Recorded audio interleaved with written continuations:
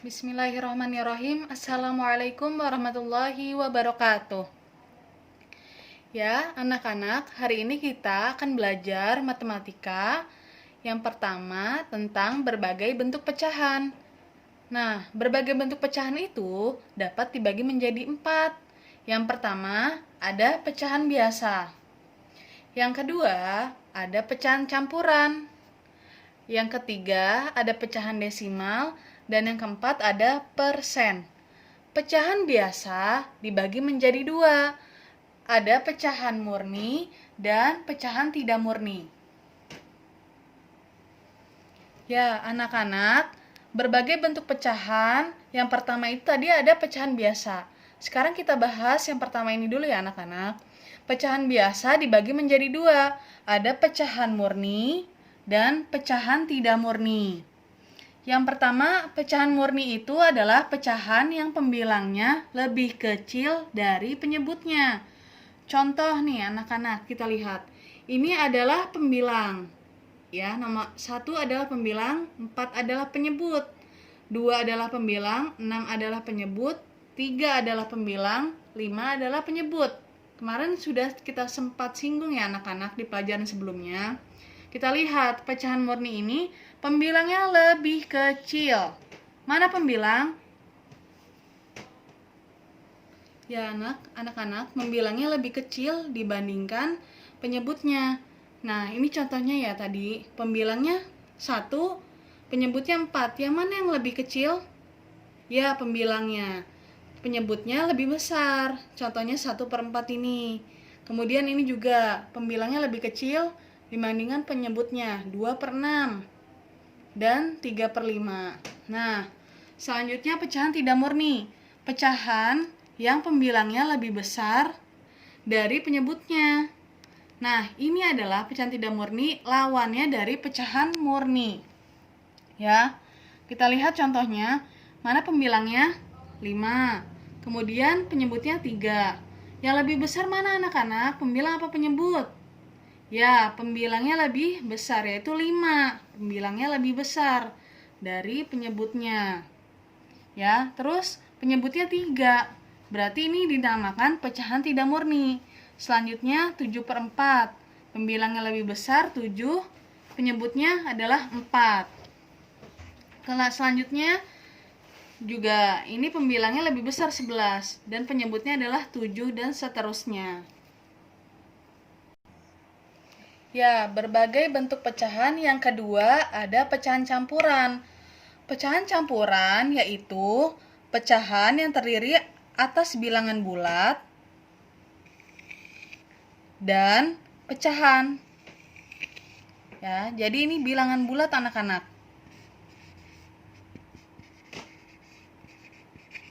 Bulat. Dan 1/3 adalah pecahan. Nah, yang ini makanya dikatakan menjadi pecahan campuran. 2 1/3. Contoh lainnya ada 31/8, 5 2/9. Ya, perlu diketahui anak-anak, jika dalam suatu pecahan pembilangnya lebih besar dibandingkan penyebutnya, maka pecahan tersebut dapat diubah menjadi pecahan campuran. Misal, contohnya adalah 7/3. Ya, pembilangnya lebih besar dibandingkan penyebutnya. 7 lebih besar daripada 3. Ya. Kemudian bagaimana caranya diubah menjadi pecahan campuran? Ya, caranya adalah pembilang dibagi penyebut. Artinya sama dengan berarti 7 dibagi 3. Nah, 7 dibagi 3 ada berapa anak-anak? Ini yang ada 7. 7 dibagi menjadi 3. 1, 2. Berarti ada 2 anak-anak. Sisa 1.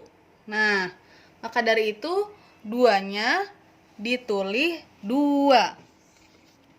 Sisa 1. Maka 7/3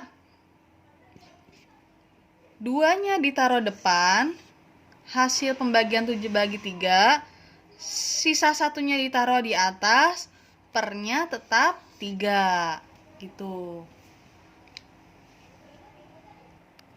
Ya anak-anak, cara kedua, bagaimana cara membagi 7/3? Nah, cara membaginya seperti ini anak-anak bentuknya. Ya, 7 adalah yang dibagi, 3 adalah yang membagi. 7 ada di dalam, 3 ada di luar. Nah, sekarang dengan cara seperti ini. 7 dibagi 3. Tadi berapa anak-anak? Ya, 2. Kita taruh 2 di atas. 2. Kemudian 2 dikali 3. Ada berapa anak-anak? Dikali. Berapa? 6. 2 kali 3, 6. Baik. Ini dikurang ya anak-anak. 7 dikurang 6 ada 1. Nah, 1 ini bisa nggak dibagi 3? Dibagi 3? Ya, tidak bisa. Jadi hasilnya ini anak-anak. Ya. Nah, perlu diingat ya anak-anak, 2 ini akan ditaruh di depan. Kemudian 3 ini akan ditaruh bawah. 1 ini akan ditaruh atas. Nah, maka dapat kita tulis 2 di depan. 2 di depan. Kemudian 3 di bawah. Per 3. 1 di atas. 1. Nah, jika mengerjakan seperti ini anak-anak, ini sudah mutlak ya. Pasti yang di atas ini ditulisnya di depan. Yang di samping seperti gambar di 3 ini ditulisnya di bawah. Dan 1 ini pasti ditulisnya di atas. Jadi hasilnya 7/3 menjadi pecahan campuran adalah 2, 1/3. Ya anak-anak, berbagai bentuk pecahan. Yang ketiga itu ada pecahan desimal. Pecahan desimal adalah pecahan per sepuluhan, per seratusan, dan per seribuan. Dan seterusnya. Nah, contohnya nih anak-anak. Ibu ada contoh angka 0,3.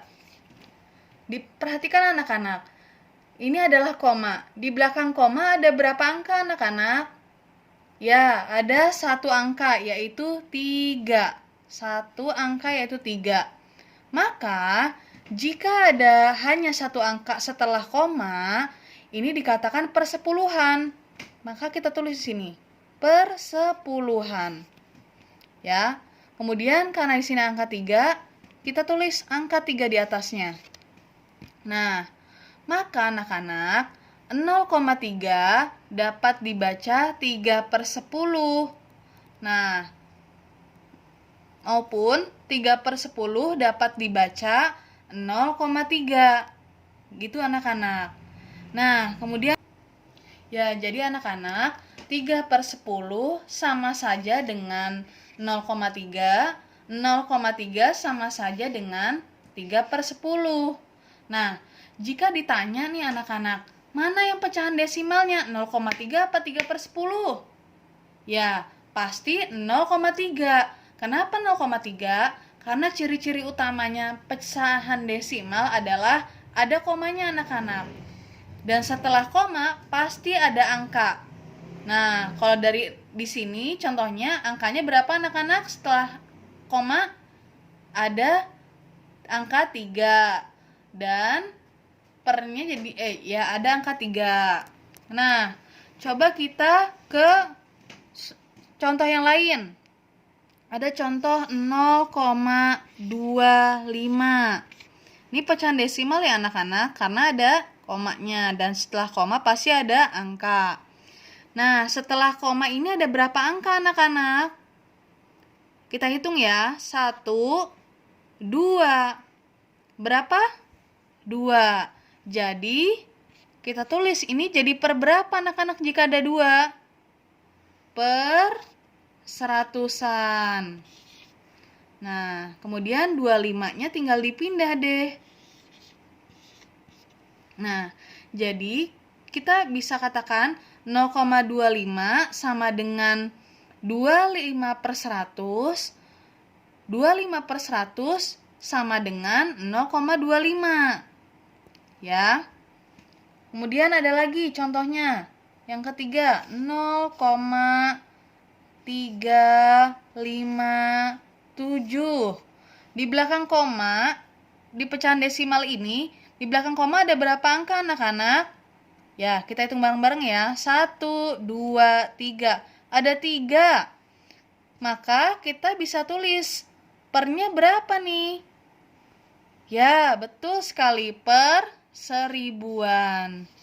Maka 357 kita pindah deh. 357 per 1000. Ya, jadi perhatikan anak-anak. Ada berapa angka sih setelah koma ini? Nah, maka setelah koma ini yang mempengaruhi angka dari perpecahannya ini anak-anak. Ya. Nah, jika kita lihat anak-anak 0,3 bisa di 0,3 pecahan desimalnya dibaca 0,3 gitu. Ya anak-anak, berbagai bentuk pecahan. Yang keempat itu persen. Persen adalah bentuk lain dari pecahan berpenyebut 100 yang ditulis lambangnya seperti ini. Ya. Nah, jika ada tulisan seperti ini, maka dibaca apa? Dibaca 8%.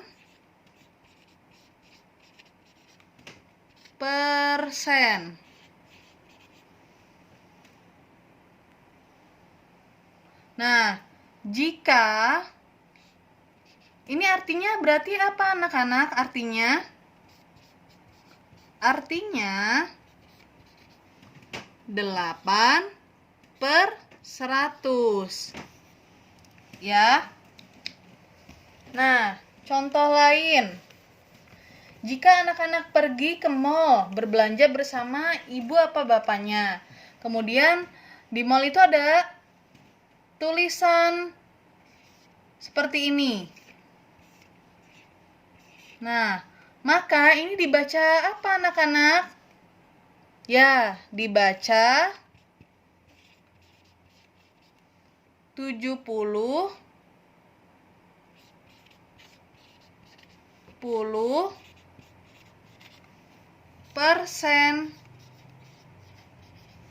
Artinya apa anak-anak? Artinya adalah 70 per 100.